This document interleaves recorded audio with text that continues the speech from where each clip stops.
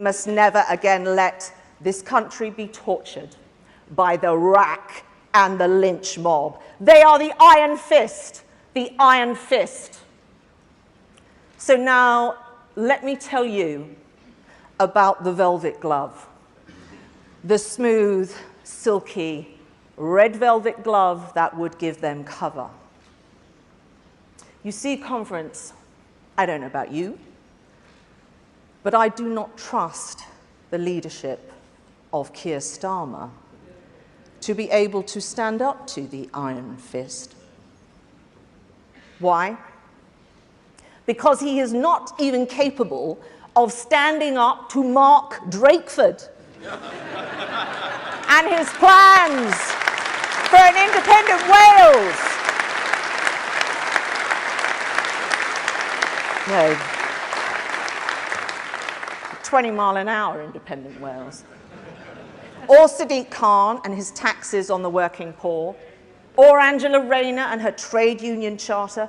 He is incapable of standing up and fighting. He doesn't believe in anything.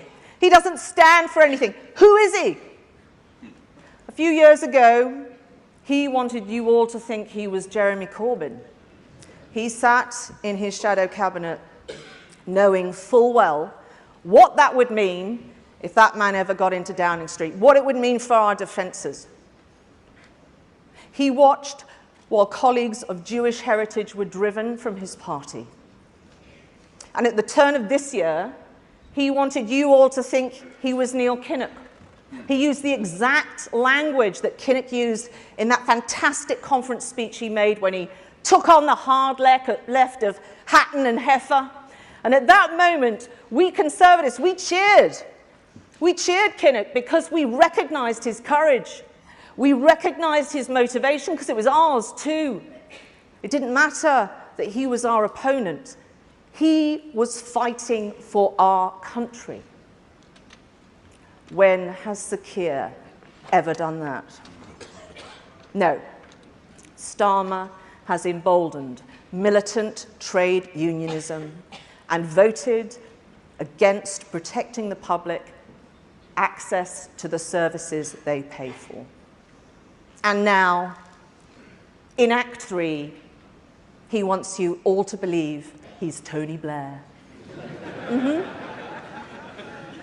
Starmer will do anything and say anything to win an election. And that is where his ambition ends, along with the power that he will cede to his union paymasters and an NEC, which needs a focus group to tell it to sing the national anthem. He will not stand up and fight for anything or anyone. He won't stand up for you.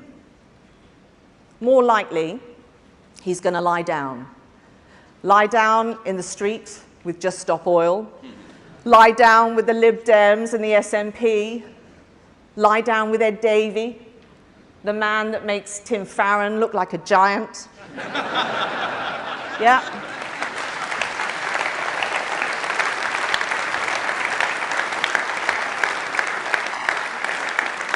Lie down with Humza Yousaf, the man that made Nicola Sturgeon look competent.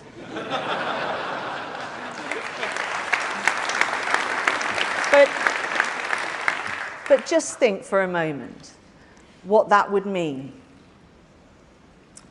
for our relationship with the EU and for the union of our precious United Kingdom.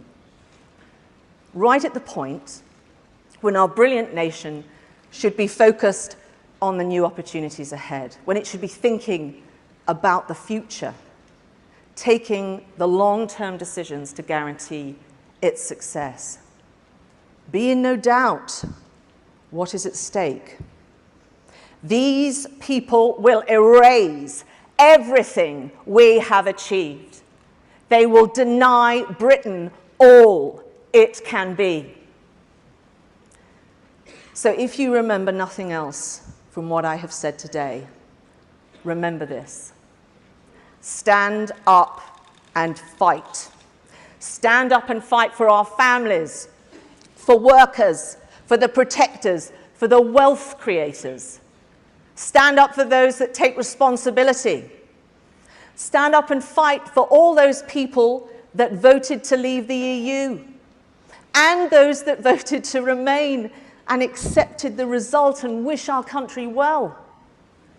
Stand up and fight for your communities, for Scotland, for Wales, for Northern Ireland, for England.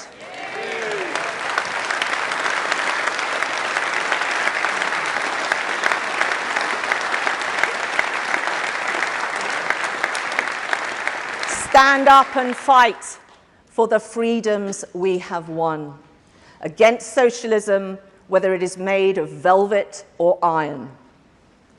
Have courage and conviction, because when you do, you move our countrymen, our communities and capital of all kinds to our cause. Stand up and fight, because when you stand up and fight, the person beside you stands up and fights. And when our party stands up and fights, the nation stands up and fights. And when our nation stands up and fights, other nations stand up and fight. And they stand up and fight for the things upon which the entire progress of humanity depends. Freedom. That is what conservatives do. That is what this nation does.